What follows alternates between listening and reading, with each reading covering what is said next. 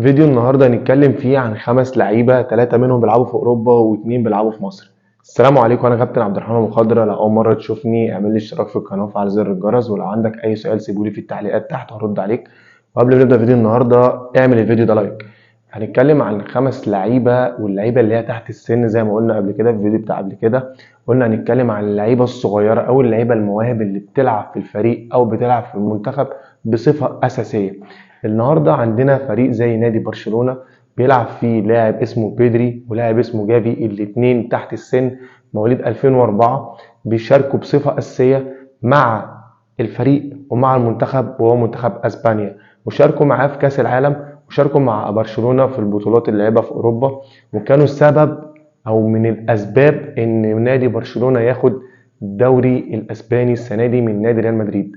عندنا اللاعب الثالث في اوروبا وهو جمال موسيالا، وهو السبب في ان نادي بايرن ميونخ السنه دي ياخد الدوري من نادي بروسيا دورتموند. على العلم ان نادي بايرن ميونخ من 11 سنه كان هيطلع بموسم صفر بطوله. الموسم ده لولا ان اللاعب احرز هدف والنادي توج ببطوله الدوري الالماني. والاثنين اللعيبه اللي عندنا في مصر هنا، اللاعب عمار حمدي ايام ما كان مع نادي النصر اول ما صعد الممتاز. على العلم ان نادي النصر كان بيلعب في الدوري الدرجه الثانيه وصعد ممتاز. واللاعب الرابع واللاعب الخامس، اسف، اللاعب الخامس هو لاعب مش مصري بيلعب في نادي طلائع الجيش. وتقريبا لو ما كانش معلوماتي غلط ان اللاعب ده اصغر لاعب في الدوري المصري حاليا، وهو مواليد 2004. بيلعب في مركز الهجوم او بيلعب في مركز الجناح. جنسيته نيجيري. اللاعب ده مواليد 2004 زي ما قلنا. عندنا برضو اللاعب جافي واللاعب بدري مواليد 2004، بيشاركوا بصفة أساسية. عنده في الفريق ممكن يكون ناس أو لعيبة، قصدي من سن والده، أو ممكن يكونوا أكبر كمان. مش هنا أنا أجيب اللاعب الصغير وأقعده على الدكة واقول لا ده لسه قدامه وقت، ده محتاج ياخد خبره، اما اطلعه اعاره يجي من الاعاره اطلعه اعاره تانية، وممكن في الاخر بعد ما اطلعه لثلاث اربع انديه اعاره ابيعه. اللاعب يروح نادي ياخد فرصه يشارك يكسر الدنيا، ارجع اشتريه تاني بملايين، مع ان اللاعب ده ما كانش مكلفني جنيه وكان موجود عندي من الاول وصعد من الناشئين للفريق الاول. احنا عندنا هنا الموضوع بتاع المواهب او بتاع اللعيبه الصغيره في السن، احنا بعيد قوي عن حتى في افريقيا. عندنا في افريقيا هنا سواء في السنغال او في ساحل العاج في الكاميرون غانا، في مستثمرين او في كشافين بيجوا يشتروا الانديه الصغيره او او ياسسوا مدرسه كوره او اكاديميه كوره، يبدا يسوق بيها اللعيب ده. يلموا المواهب اللي في البلد ويسوقوا اللعيبه دي في اوروبا في اكبر الدوريات الاوروبيه، بيجيبوا من وراء ملايين بالعمله الصعبه. فاحنا عندنا هنا اللاعب اول ما بياخد فرصه اول حاجه بيفكر فيها، او اي لاعب من اللعيبه الصغيره اول حاجه بيفكر فيها يروح يغير لون شعره، يشتري عربيه، يروح يجيب لبس غريب، ويتصور وخلاص هو كده بقى نجم كبير. على الرغم من ان اللعيبه التانية الصغيره ديت اللي طالعه من افريقيا، اللي سواء احترف كان جنسيته من السنغال او من غانا او من اي بلد تانية، بيبقى جاي من تحت الصفر، بيبقى عاش معاناة وطالع من فقر. يعني كلام احنا مش هنقدر نوصف بيه الحالة لان احنا ما عشناهاش. بس احنا بيبقى عندنا فرص افضل، لكن للأسف اللعيبة بتضيعها. ومش بيكون اللاعب هو السبب في ضياع ده بصفة أساسية، لا. اللاعب ده بيكون بيشتغل على نفسه وبيتمرن كويس ومستني فرصة، وللأسف ما بتجيلوش فرصة. ولما بياخد فرصة ممكن تلاقي في الدوري المصري مثلا ممكن يكون الموسم 32 أو 34 جولة، اللاعب ده مجموع المباريات اللي شارك فيها ما يكملش 30 دقيقة أو 60 دقيقة. ده غير إن هو ما بيبدأش أساسي. فإحنا عندنا لعيبة تانية في أوروبا بتلعب في أقوى الدوريات، سواء بيلعب دوري أبطال أوروبا أو بيلعب في الدوري الأسباني أو بيلعب في الدوري الألماني. وبيشارك في ضغط جمهور، في ضغط إعلام. الإدارة بتاعت النادي اللي هو بيلعب فيه عايزة بطولة، عايزة بطولة اتنين تلاتة.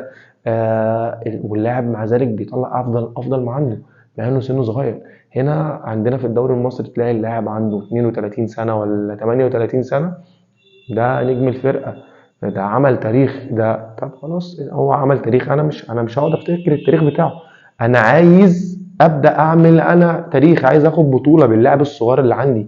ما اللاعب الصغير اللي عندي ده هيجي عليه وقت وهيكبر، امتى هيشارك، امتى هياخد فرصته. فعندنا في اوروبا الانديه بتجيب اللعيبه الصغيره وبتجنسها، زي اللاعب جمال موسيالا، كان لاعب بيلعب في المنتخب بتاع انجلترا. هو اصلا كان خريج من مدرسه الكوره في نادي تشيلسي في الدوري الانجليزي. منتخب المانيا جنسه وراح المانيا، لعب مع نادي بايرن ميونخ. المنتخب جنسه، اللاعب بيلعب في المنتخب اساسي وبيلعب في النادي اساسي.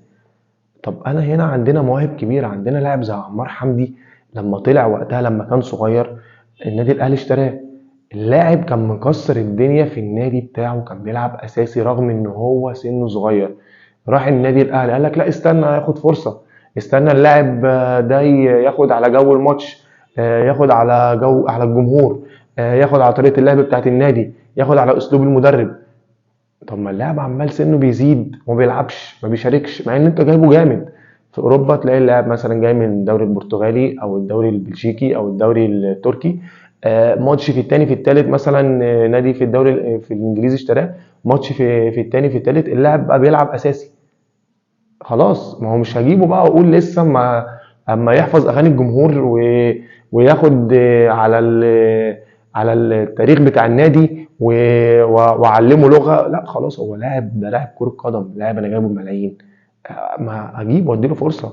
احنا عندنا هنا لعيبه كتير في الدوري المصري صغيره، بس مش اللي هي زي اللعيبه بتاعت بره يعني. احنا عندنا هنا اللي مواليد 99 او مواليد 2000 او 2001 بنقول عليه ده لاعب ناشئ، قصاد ان احنا عندنا لعيبه بره 2005 و2004 بيلعبوا اساسي في المنتخب وبيلعبوا اساسي في الانديه اللي هم فيها، معمول شرط جزائي في عقودهم بملايين. عندنا تقريبا اللاعب بدري ده عنده الشرط الجزائي بتاعه تقريبا مليار يورو. آه، ايه، احنا هنا مستنيين ان اللاعب ياخد فرصه او اللاعب طب انا ما بديش اصلا اللاعب فرصه. ما هو احنا عندنا المستوى بيقل بسبب ان انا بيبقى عندي اللاعب صغير، انا ممكن اكسب اللاعب ده وهو صغير.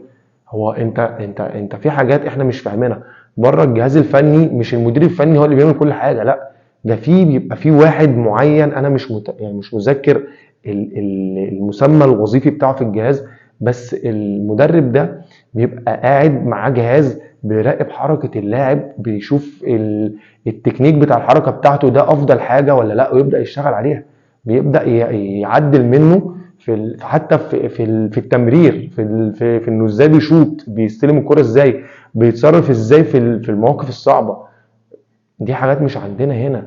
يعني في فرق كبير قوي، تلاقي اللاعب صغير وقادر ياخد قرارات وتتفرج على الكرة بتاعته تتمتع بطريقة رهيبة. المهم عشان ما اطولش عليكم، لو وصلت لغايه هنا اعمل اشتراك لو انت مش اشتراك وكان اول مره تشوفني، وفعل زر الجرس، ولو عندك اي سؤال سيبولي في التعليقات، واستنوا الفيديوهات الجايه باذن الله هنتكلم فيها عن حاجات كتير قوي تخص الكوره. كان معاكم كابتن عمرو أبو خضرة،